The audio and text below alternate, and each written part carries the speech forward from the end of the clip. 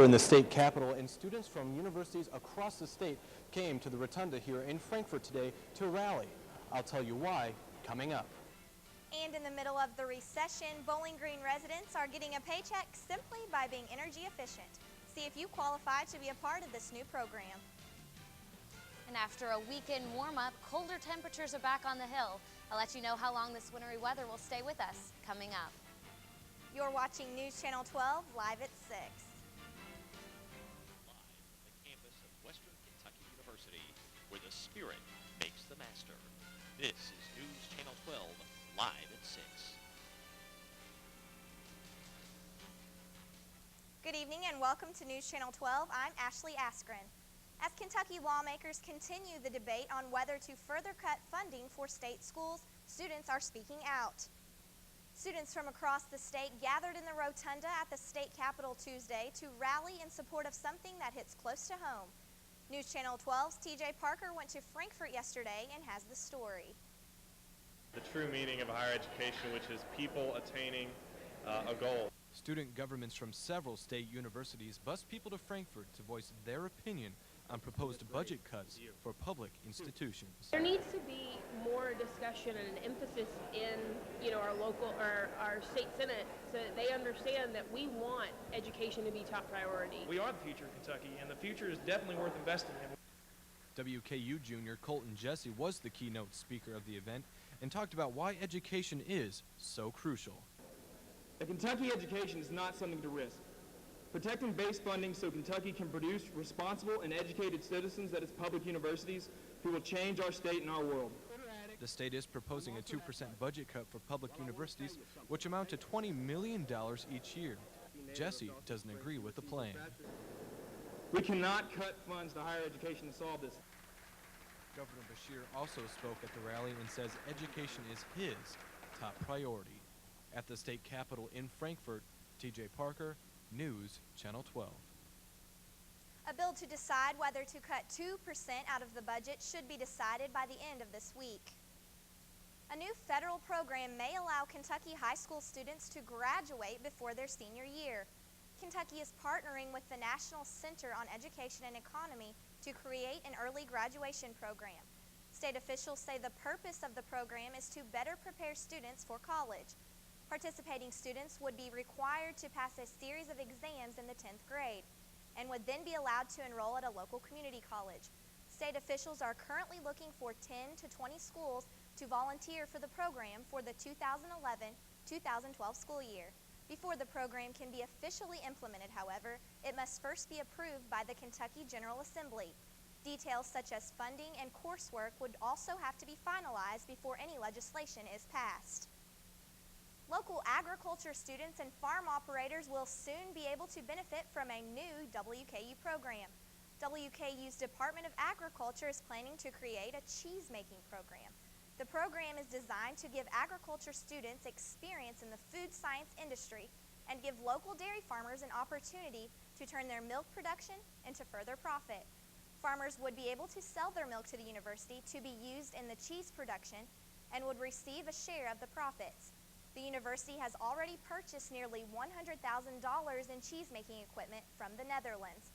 Head of the WKU Agriculture Department, Jack Rudolph, says he is already receiving calls from interested farmers and hopes to have the program running by this summer. WKU students had a ball bowling with Big Brothers Big Sisters organization yesterday. Special Events Coordinator Robin Pemberton spoke a little about their event. That we have, and all the proceeds go to benefit Big Brothers Big Sisters and our youth mentoring programs. We have 2 core programs of mentoring, and we serve Warren, Allen, and Berrien counties. So this fundraiser is a real fun event for the community to get involved with. The Bowl for Kids' Sake event was held at Duck Lanes last night. 5-person teams were entered to bowl for 1 hour after raising a minimum of $150. More than 200 people and 44 teams showed up to enjoy a few games, as well as the complimentary pizza and drinks. The event raised more than $8,000. Big Brothers Big Sisters is holding another fundraiser on both Saturday and Sunday at Southern Lanes. In this current economic climate, it's critical to start saving wherever you can. Fortunately for some here in this area, it's become a bit easier thanks to federal stimulus dollars. As News Channel 12's Ben Hill reports, it may be more simple than you think to start seeing some green. Residents of Bowling Green may be able to recover some of their losses caused by the recent recession by being rewarded for making their homes more energy efficient. The city is receiving $100,000 from the American Recovery Act, which will be allocated to homeowners who have made efforts to maintain energy efficiency. Brent Childers with the Barron River Area Development District says these stimulus funds should help those who need it most. We're really trying to target the middle to low income families that reside in the city of Bowling Green. We feel that they've been the hardest hit by the recession. Those who qualify for the funds could receive up to $2,500, which Childers says can assist in affording everyday essentials. Families right now are really struggling to get by just to provide the simple food for their families and clothing for their children. Some steps for sustaining energy efficiency in your home can be as simple as adding new insulation, keeping your thermostat consistently set at 68 degrees, and resealing windows and doors. And eventually all of this can add up and aid in keeping your electric bill low and putting money back in your bank account. Miles McDaniel of Bowling Green Municipal Utility says the importance of energy efficiency can often be overlooked. Customers, if they don't get any of this grant money, they can still do some low-cost, no-cost things in their house to bring awareness to energy savings. McDaniel acknowledges this awareness can add additional revenue at a time when most Americans are struggling to stay afloat financially. You're saving dollars whenever you start thinking about energy efficiency. And as Childers says, in the end, this stimulus may spark a chain reaction among residents, which will ultimately provide positives for almost everyone in the community. This is an opportunity to provide some investment, some encouragement, some optimism to a lot of the families here in Bowling Green. So in the end, a little efficiency can go a long way in earning you some substantial savings. Reporting for News Channel 12, I'm Ben Hill.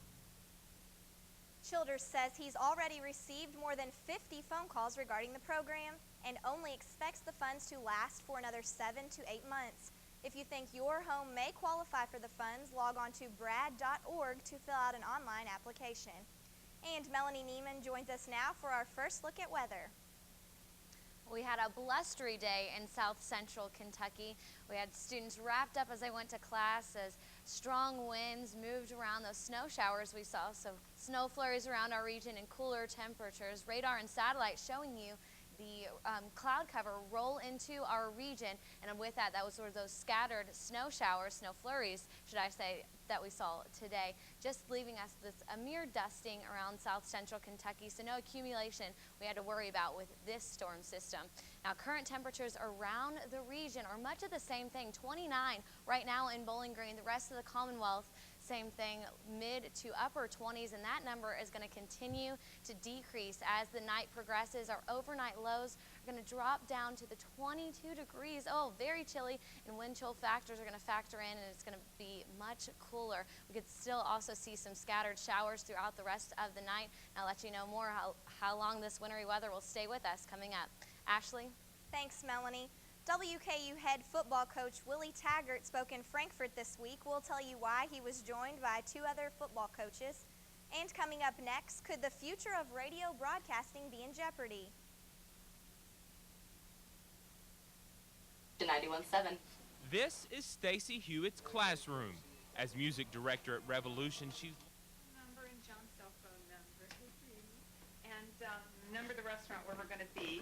And I've left you my pager number too, just in case, because you never know. John, you have the gift? The odds of a babysitter calling 911, 1 in 1,400. The odds of a child being diagnosed with autism, 1 in 150. You know the odds of autism. Now learn the signs. Go to autismspeaks.org.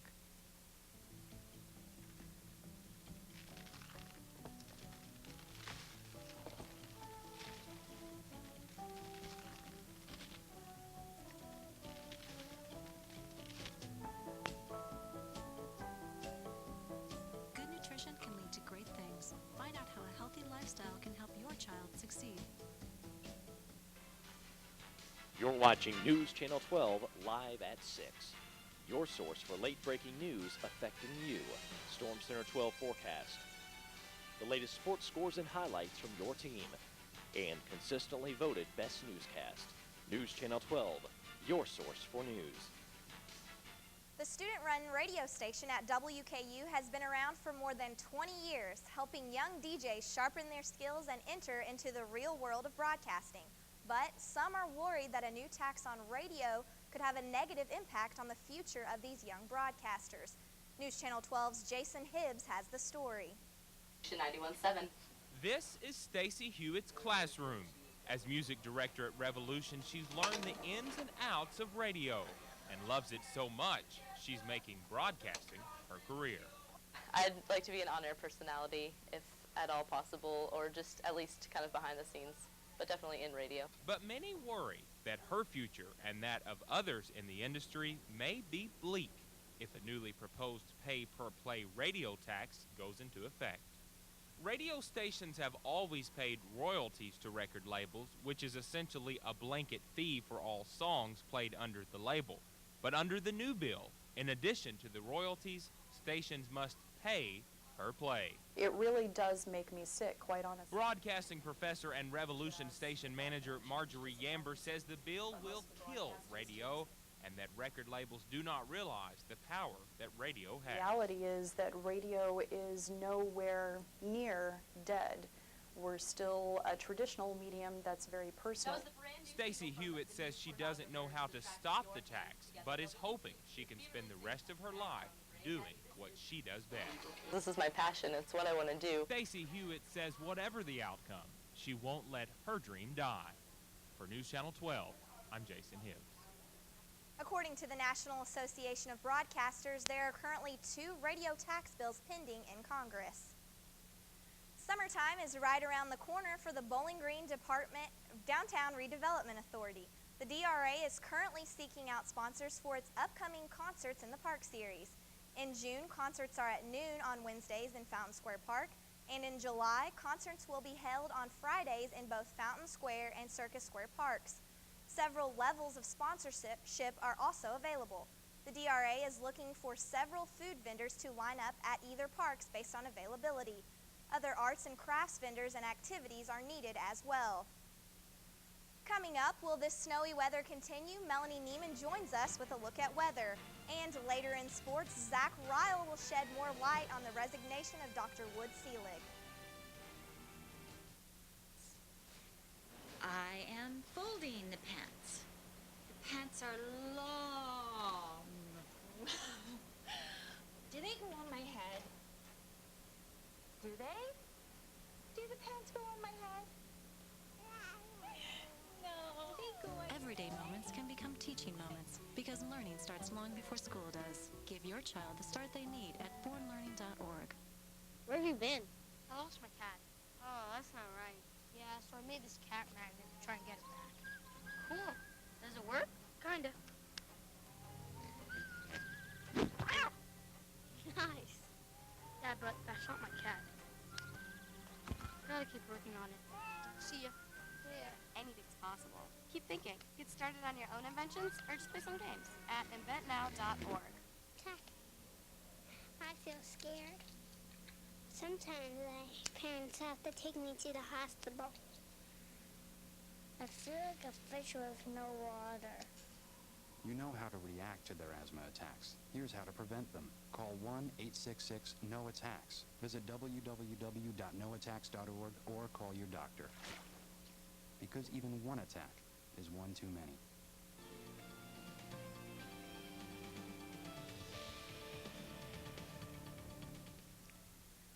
We had stubborn snow flurries stick with us throughout your entire Wednesday here in South Central Kentucky. That's a view of U.S. Bank, a downtown square. Right now at the Bowling Green Airport, we're at 29 degrees. Winds out of the northwest, 8 miles an hour, making it feel a very, very chilly 18 degrees. Oh, excuse me, 21 degrees. That's still chilly. So if you need to go out later on tonight, make sure you bundle up. Today we saw a high of only 36 degrees, a low of 27. That's way below average for this time of the year. 52 is our normal temperatures. Now that's very cold temperatures, for this time of the year, and we saw these warm temperatures this weekend. So right now, this chilly air is not what we've been used to. Currently around the region, much of the same, mid to upper 20s. Lexington 25, London 27 degrees, and those numbers are going to continue to drop as your night moves on, and the radar and satellite showing you those cloud cover move through our region, giving us those snow flurries that we saw today. And into tonight, we could have a slight chance to see some of those flurries, and those are going to be sticking with us to tomorrow morning as well. More on that in just a bit. We'll have this low pressure system move off to our northwest, still giving us these cold temperatures that we've been seeing. So again, another chance for those snow showers to stick with us tomorrow morning as well. A low tonight of 22 degrees. Wind chill factor is going to be much cooler, and we're going to see those snow showers sticking with us. And then tomorrow, ending very early tomorrow morning, we'll have a high of 41 degrees, and it's going to be a mostly sunny day. So bringing up those temperatures back up to 41 degrees. So that's a little more like our normal temperatures for this time of the year. A quick look at your next 5 days. You'll see those temperatures back up to the mid 40s for the rest of your work week and into the weekend. Lows back down to the 20s though. And I'll have more on your rest of your weekend coming up. Ashley? Thanks, Melanie. Trouble walking is one of the biggest challenges people with the neurological disease multiple sclerosis face. The Food and Drug Administration recently approved an oral medication to help people improve their walking speed and encourage development in the MS community. The drug company expects the drug Ampera to be available in March. Susan Hendricks has more in today's Health Minute. Kirby had always been a woman on the go, married, 5 children. Been a busy lady, had a lot of responsibilities. But 15 years ago, multiple sclerosis slowed her down. The chronic disease affects electrical signals that travel down nerve fibers. Multiple sclerosis attacks the insulation of those nerve fibers and makes communication to and from the body less efficient. For the past 6 years, Connie's been part of trials of a new drug designed to help MS sufferers walk faster. It's called Ampera, and the FDA has approved it to help people with all forms of MS improve their walking speed. If you look at a typical group of people with MS, about 90% will report some difficulty with walking, and that might mean slowness of walking. It might mean something like using a cane or a walker. But the drug won't work for everyone, and it's expensive, $1,000 a month wholesale. Ampera has not been tested on people who have lost their ability to walk. For Connie, Ampera has worked wonders. I'm able to move better and do what I have to do. Leaving her time to spend with her family. For today's Health Minute, I'm Susan Hendricks. The state of Kentucky has become a trendsetter when it comes to minority hires and is now the first state with 3 African-American head football coaches at bowl subdivision programs. Those 3 coaches, Kentucky's Joker Phillips, Louisville's Charlie Strong, and Western Kentucky's own Willie Taggart, spoke in honor of Black History Month. The 3 were at the Kentucky Administrative Office of the Courts on Monday in Frankfort. Taggart, Phillips, and Strong were among the 7 African Americans hired this offseason, which more than doubled the total heading into the 2013 season. And Zach Ryle now joins us with the preview of sports. Zach, big news coming out of Bowling Green this week. Absolutely, Ashley, and there were actually sounds again from Nick Dennis Field. The baseball team came back, find out what the big news was and the results of the game. Next on News Channel 12.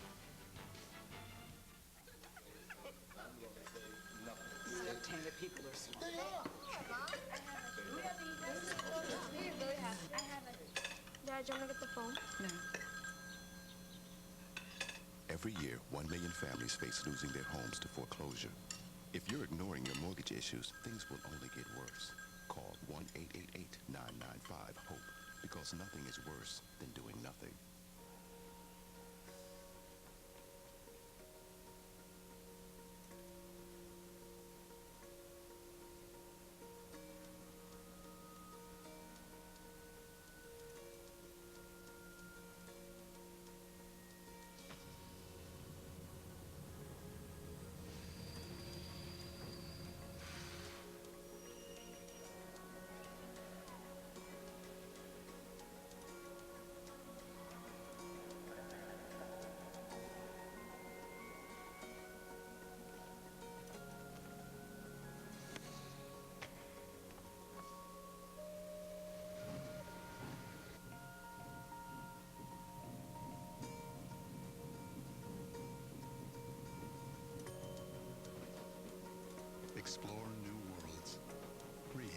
visit literacy.gov.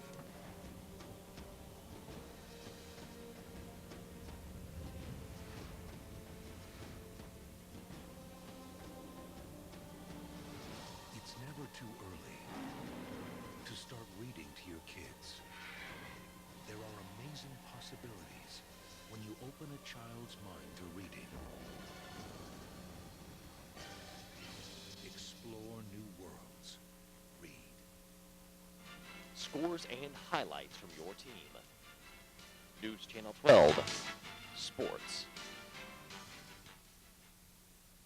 Big news came out of Bowling Green this week as the top athletic official called it quits. On Friday, Dr. Camden Wood-Seelig resigned from his position as WKU Athletic Director to take over the same position at Old Dominion University. Among the accolades that Dr. Seelig has helped WKU earn, he helped lead the Toppers to 4 Vic Bubas Cups, which is awarded to the best program in the Sun Belt Conference every year. He also helped oversee a $100 million renovation of the athletic facilities here on the Hill. Dr. Seelig also stressed winning in the classroom, as 17 of the 19 sports on the Hill had a cumulative GPA of over 2.8. Over 52% of those athletes had a 3.0 GPA or above. Dr. Seelig talked more at the press conference on Friday about what he felt his legacy would be here at WKU. I don't know if there's one thing, hopefully, being accessible and being an advocate for student athletes and for trying to enhance the student athlete experience. And a goal has been every year to make it better for the next group of incoming student athletes, and selfishly to have graduates come back and wish that they'd been a student athlete at this time versus when they were here 3 or 4 years ago.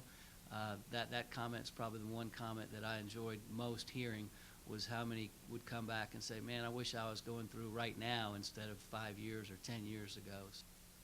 Now to the games. The Tops hope to carry the momentum from Thursday's home win into this weekend as they headed down to Jonesboro, Arkansas to take on the Red Wolves of Arkansas State. And this was a game WKU had to have to stay in the running for a first-round bye in the Sun Belt Conference Tournament. Coach McDonald's squad sought to continue their success in the natural state. And we're going to it now. There we go. But the Red Wolves jumped out early in the first. Jawan Brown drains the 3. ASU is up early, 24-14. Later in the half, Oklahoma State transfer Martavius Adams with the nice little hook shot. Red Wolves led by 10 at the half. But the Tops got going in the second half early. Stefan Pettigrew gets the full court pass from Anthony Sally. Nice grab, up and in. That cuts the lead to 6. And later, A.J. Slaughter having a great game. Off-balance shot, it goes. We are all tied at 43. Pettigrew with a free throw. You might be thinking, why are we showing a free throw? Well, this marks his 1,000th point in his WKU career, one of 3 Toppers to do that this year. But we'll go back to the game. Sergio Cruz with the 3. Nice little shot right there. WKU leads 55-50. But the Red Wolves would hang around. Brandon Reed nails a deep 3. That's NBA range right there. And the game is once again back tied at 60. And this game actually had to go to overtime to be settled. And in overtime, ASU is up early. Rashad Allison gets a nice little lay-in.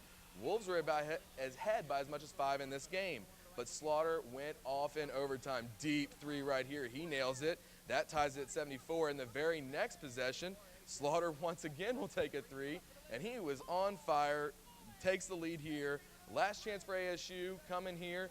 They're going to try to get a shot. It's Rashad Allison. The jumper is no good. Cliff Dixon with the rebound. Puts it away. Slaughter's 13 points in overtime.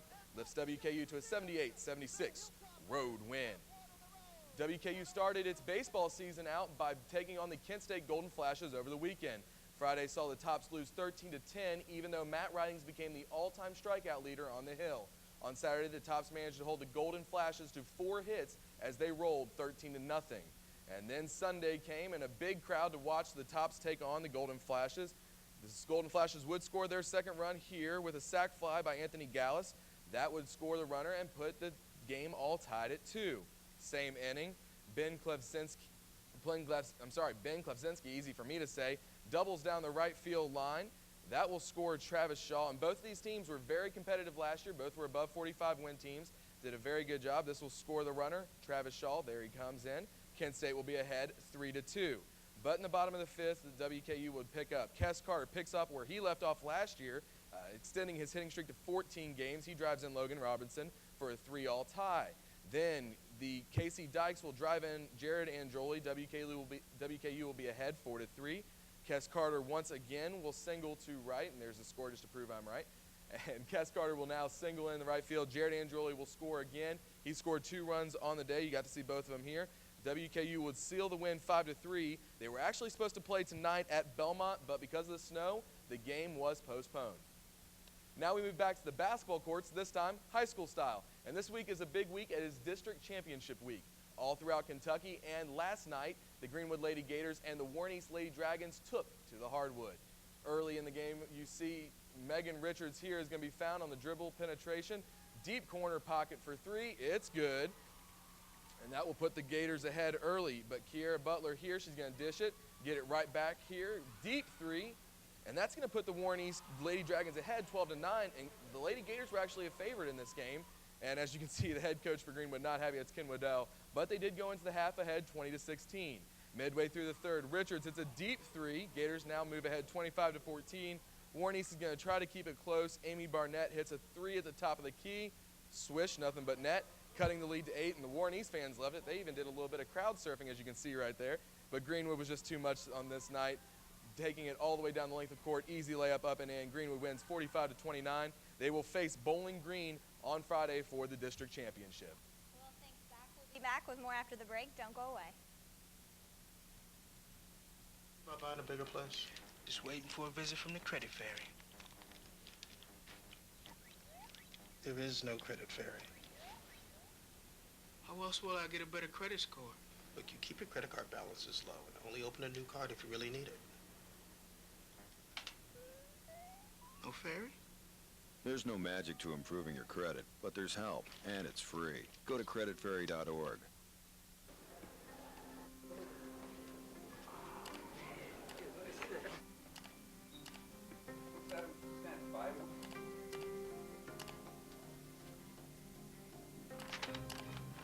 Once you post your image online, you can't take it back.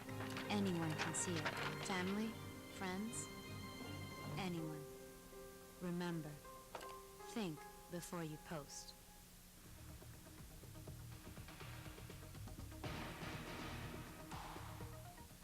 Today, musical opera interpretation is alive and well. News Channel 12's Aaron Austin found one WKU student carrying on the tradition of passion and expression of the original opera. For people like Travis Lowe, opera isn't just a hobby. It's something that gives me passion. It's something that gives me hope. It's not just a style of music. It's a very powerful expressionistic art form. Travis sees opera as a career choice. I know what I want to do with my life. It's a lifestyle and a way to do something he loves for a long time. It's never about what you do, it's where you go and how you get there. Opera is not only singing, but acting as well. Performers have to successfully portray their characters and make him or her believable. It's really about getting into the mindset of the character, what they're feeling, what they're thinking, their emotions. It provides singers with an opportunity to learn to sing in new languages, not only opera's original language of Italian. French, Russian, German, some English. Travis believes that performing in WKU's production of The Devil and Daniel Webster will help rid people of their misconceptions of opera. It's not park and bark. It's not some big lady with horns. Opera can also display a wide range of emotion. People have the common misconception that it's always tragedy, but it's not. Sometimes it's fun. The Devil and Daniel Webster and opera itself provide Travis with many positive things. A way to have fun while singing and acting, a way to express himself, and the start of a career. For News Channel 12, I'm Aaron Austin. Melanie Neiman now joins us with a final look at weather. Melanie, what do you have to say about this crazy weather here?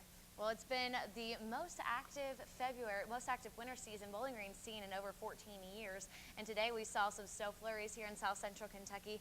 The radar and satellite showing you those clouds moving through our region, giving us those scattered chances for the snow flurries, and these snow flurries could stay with us tonight and on into tomorrow morning. Here's Futurecast. Put it into motion. You'll see that low pressure system move off to our northeast, giving us colder temperatures and another chance for those snow showers that we saw later on today. And here's their final look at your next 5 days. You'll have those mid to upper 40 temperatures for the rest of your work week. Thanks, Melanie. That's all the time we have for tonight. Thanks for making News Channel 12 your source for news. Have a great night.